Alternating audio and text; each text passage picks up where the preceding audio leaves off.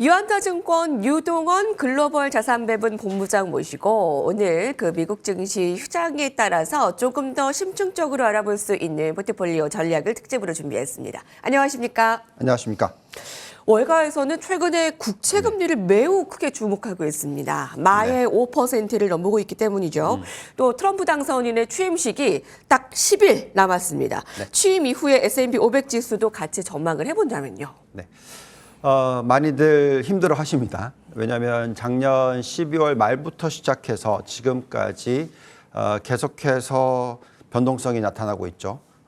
마지막 3일이 하락을 했었고 올해 들어서는 하락, 상승, 하락 계속 왔다 갔다 하고 있습니다. 여기서 가장 크게 영향을 미치는 부분이 말씀하신 대로 이 10년 국채 금리입니다.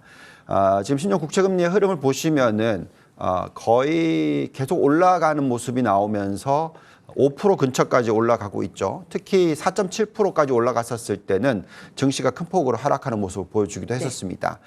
지금은 또 다시 4.7% 미만으로 내려오고 있지만 추세적으로 보시면 오른쪽 끝이 계속 올라가는 추세에 있다 보니까 이 금리가 5% 아니면 또 더 많이 올라가면 6% 이런 식으로 올라가는 게 아닌가라는 생각을 가지기도 합니다. 그리고 나중에 또 자세히 짚어드리겠지만 새로운 대통령이 취임하고 나면서의 시장의 흐름은 좀 하락하는 모습을 과거에 보였다 보니까 걱정을 하고 있고요. 결국 지금 금리에 대한 부분과 이 취임식 전이기 때문에 변동성이 같이 맞물리면서 나타나고 있다라고 생각합니다. 그렇지만 우리가 이런 얘기를 해드리고 있죠. 지금은 대통령이 지금 들어오면서부터 앞으로 이게 3년 차의 상승장이 될 것인가 안 될 것인가라는 얘기를 하고 있는데 참 재미있게도 과거에 계속적으로 지속되는 상승장이 나타났던 시기가 인터넷 사이클이었다라는 거죠. 지금이 어떻게 보면 트럼프가 당선이 되면서 이 AI 사이클이 굉장히 크게 확산될 수 있을 가능성을 우리는 얘기를 하고 있습니다. 그래서 여전히 올해도 강한 장세가 나올 수 있다라고 생각을 하는데 다만 지금은 좀 시간이 필요하다. 왜냐하면 금리에 대한 환경이 안정을 찾아야 된다. 이런 말씀을 드릴 수 있겠고요. 그리고 또 좀 마음의 안정을 드리기 위해서 하나의 차트를 올려드리면 지금 이 AI 사이클이 나타나고 있는 여러 가지 산업들이 확산이 될 텐데 중요한 부분은 5년 동안에 상당히 큰 폭의 영업 마진율 또는 순이익 마진율이 확대가 될 것이다라고 예측을 하고 있고요. 또 대표적으로 소프트웨어라든지 반도체 이런 업종들의 마진이 확대될 수 있을 것이다라고 생각을 하고 있습니다. 그래서 전체적인 흐름이 나쁘지 않을 거라고 생각하고요. 또한 트럼프가 지금 당선이 되면 이런 얘기를 하고 있죠. 앞으로 약 4년간 지금 미국 경제가 로켓처럼 상승할 것이다. 좀 너무 과한 얘기일 수 있습니다만 지금 경제에 대한 어떤 큰 도약을 하기 위해서 여러 가지 부분들을 손을 볼 것이다. 이렇게 얘기를 하고 있습니다. 물론 아직까지 지금 이런 얘기가 나오고 있습니다만 하워드 막스라든지 또 모건 스탠리의 마이클 윌슨 대표적인 이런 분들께서 얘기하는 걸 보고 있으면 아무래도 시장이 좀 장기적으로 좀 큰 그림을 그리기가 어렵지 않나 이런 생각을 하실 수 있어요. 저도 어느 시점 즉 한 2028년쯤 되면 좀 큰 폭의 하락이 나타날 수 있는 가능성도 우리가 얘기를 할 수 있습니다. 어쨌든 그건 한참 뒤의 얘기고요. 지금 현재 시점에서는 단기적으로 우리가 봐야 되는 이 10년 국채 금리가 언제 안정을 찾을 것인가 하는 부분에 대해서 초점을 맞추셔야 될 것 같습니다. 예. 좀 멀었다고 볼 수가 있겠지만 이제 2028년에는 한 큰 폭의 하락이 나올 수도 있다라는 이제 전망도 이제 슬슬 나오고 있고요. 한 해 그럼 2025년은 어떨 것이냐? 전체적으로는 오를 가능성이 크지만 좀 단기적으로 봤을 때는 좀 긴장감 있게 시장을 봐야 되겠네요. 그 이유는 국채금리. 네, 맞습니다.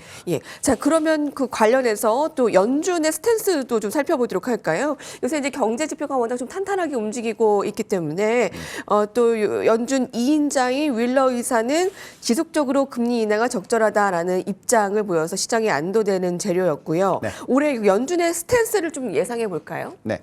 자, 말씀대로 10년 국채 금리가 중요하다고 얘기했죠. 그 10년 국채 금리가 계속 올라가는 상황이 나오면 문제죠. 또한 급격하게 하락해도 문제이고요. 결국은 안정을 찾는 게 상당히 중요합니다.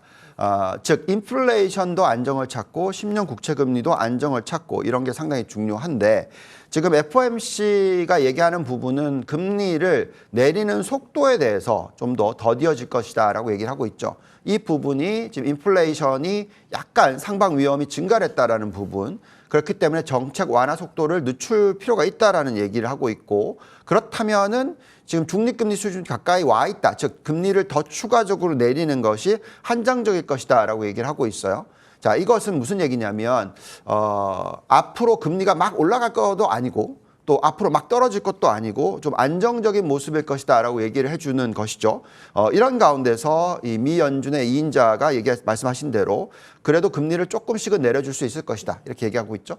여기 보시면 점도표와 또 지금 페드 와치에 보시면 6월 달까지는 금리를 동결하지만 한 차례 또는 12월 달에는 한 차례 더 내려줄 수 있을 가능성, 즉 추가적으로 0.5%포인트 정도 내려줄 수 있는 가능성을 얘기를 하고 있습니다. 자, 이게 어떻게 보면은 나쁜 뉴스도 아니고 아주 좋은 뉴스도 아니지만 잘 생각해 보시면 오히려 이런 모습이 시장에 긍정적인 효과를 가지고 올 수 있다고 생각하셔야 됩니다. 지금 10년 국채 금리의 흐름은 4.6%, 4.7%까지 올라갔지만 향후에 이게 점차적으로 금리를 내려주는 수준만큼 떨어질 수 있다라고 생각하시면 될 것 같고요. 네. 근데 또 이게 급격하게 떨어질 거라고 생각하지 않으셔야 되는 것이 그만큼 지금 고용 시장은 안정적인 모습이다라는 부분입니다. 특히 오늘 밤이죠. 고용 지표들이 쭉 발표가 될 건데 네. 지금까지 나오고 있는 숫자들을 보고 있으면 구인은 증가를 했고 채용은 감소를 했어요.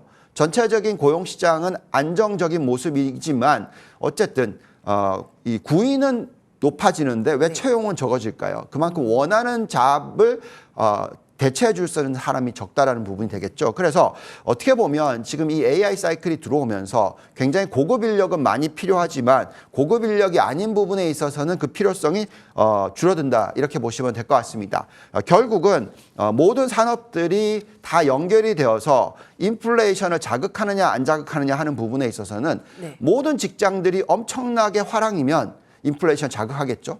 모든 소비가 엄청나게 화랑이 될 수 있으니까. 근데 그런 모습은 아닌 것 같습니다. 그래서 제가 볼 때는 미 연준이 금리를 아주 천천히 내려주는 그런 추세, 여기에 따라서 미국의 10년 국채 금리도 하반기로 갈수록 안정을 찾고 오히려 떨어지는 모습, 이런 부분들이 다 맞물리면서 시장이 안정을 찾아가는 모습이 또는 급격하게 상승을 하는 모습은 하반기에 예상할 수 있지 않을까. 특히 네. 4, 4분기가 굉장히 강한 장이 되지 않을까 이렇게 생각을 하고 있습니다. 예, 다행이네요. 그럼 전략 후강? 뭐 이렇게 볼 수 있을까요? 2025년에 미국 증시를 좀 큰 가이드라인으로? 네. 그게 전략 후강 이렇게 보기보다도 뭐 상반기가 좀 쉬어가는 장세 또는 뭐 빠졌다가 다시 올랐다가 이런 식의 큰 수익률을 기대 못하는 상반기이지만 하반기는 아까 말씀드렸듯이 두 자릿수 이상의 상승률이 들어올 수 있는 그런 환경이 되지 않을까 이렇게 판단하고 있습니다. 네, 상반기를 좀 긴장감 있게 볼 수 있다면 4분기에는 굉장히 강한 시장이 들어올 수 있겠다. 네, 상반기를 좀 긴장감 있게 보는 이유는 이제 국채 금리와 인플레에 대한 우려인데요. 그게 하반기로 갈수록 불확실성 해소 측면으로 볼 수 있겠습니다. 자, 이제 바이든 대통령의 임기가 얼마 남지 않았잖아요. 네. 이제 누구는 마지막 존재감 발휘라고도 얘기를 하는데 수출 그 통제 계획에 대해서 어떻게 좀 주요하게 봐야 될까요? 네, 사실은 이 얘기는 맨날 나왔던 부분이죠. 실질적으로 보시면은 중요한 부분은 이 AI 산업이 확장된다는 것이 키포인트인데 이것은 그만큼 이 데이터 센터의 규모가 중요합니다. 그리고 앞으로 이제 얼마나 추론을 할 수 있느냐 하는 부분이 되겠고 AI의 성장 속도는 컴퓨팅 파워의 능력에 따라서 달라집니다. 근데 지금 보시면 여기 나와 있듯이 데이터 센터의 수를 보시면은 미국이 5,381개, 나머지 국가들은 500개에서 200개, 정말 차이가 많이 나죠. 그렇기 때문에 그만큼 수출로 따지자면 미국 자체 내의 수요 대비해서 다른 국가에 대한 수요의 규모가 그렇게 크지 않다라는 겁니다. 그렇기 때문에 앞으로 엔비디아나 대표적인 이런 기업들에게 미치는 영향이 그렇게 크지 않을 것 같아요. 그리고 또한 여기서 얘기하고 있죠. 미국은 이 수출 통제를 하지만 우호 국가들, 그러니까 한국이나 대만 같은 경우에는 예외다라고 얘기를 하고 있습니다.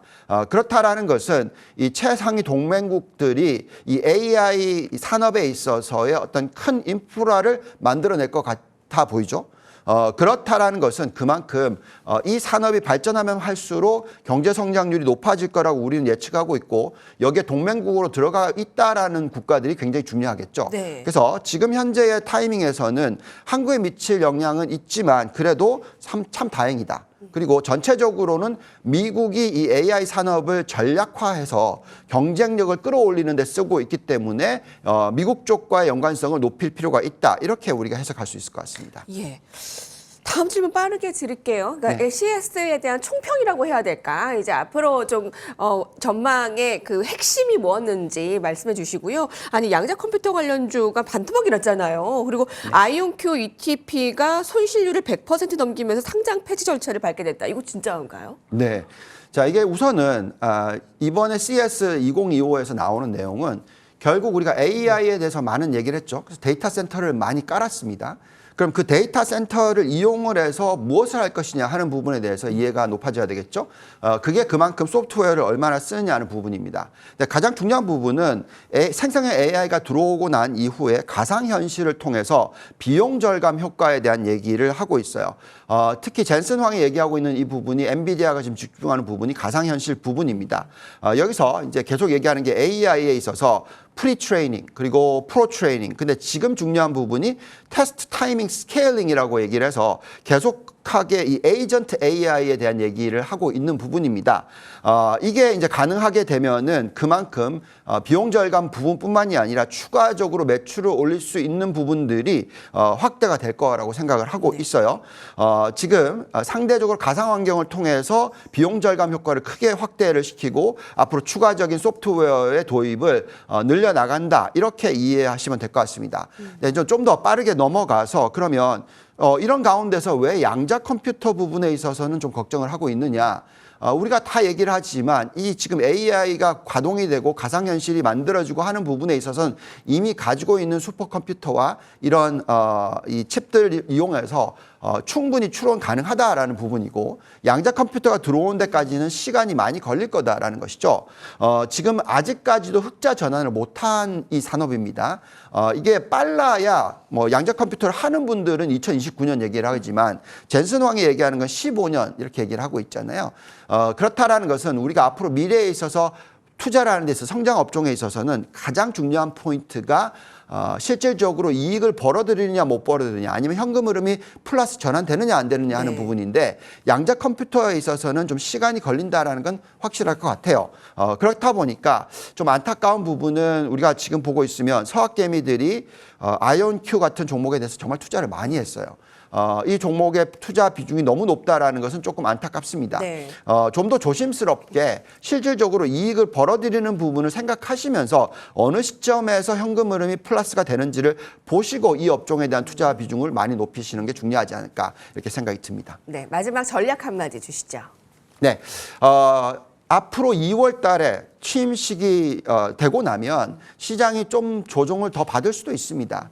그렇지만 트럼프 당선인이 어떤 식으로 미국 경제를 이끌어갈지는 이미 예견되어 있는 게 아닐까요? 그렇다라는 것은 그만큼 미국 기업들의 이익은 실적이 발표되면 될수록 추가적으로 상승하는 부분에 있어서 우리가 이해할 수 있을 것 같습니다. 그렇다면 올해 이익 증가율이 15%나 된다는 것을 감안하신다면 앞으로는 철저하게 실적 위주의 투자를 하셔야 된다. 그게 AI든 어떠한 산업이든 간에 이익 증가율이 연결되는 쪽에 대한 초점을 맞추시면서 투자를 하자라고 말씀을 드리겠습니다. 예. 유한타증권 유동원 글로벌 자산배분 본부장께서 함께해 주셨고요. 저희 여기서 같이 인사드리겠습니다. 시청하신 여러분 고맙습니다.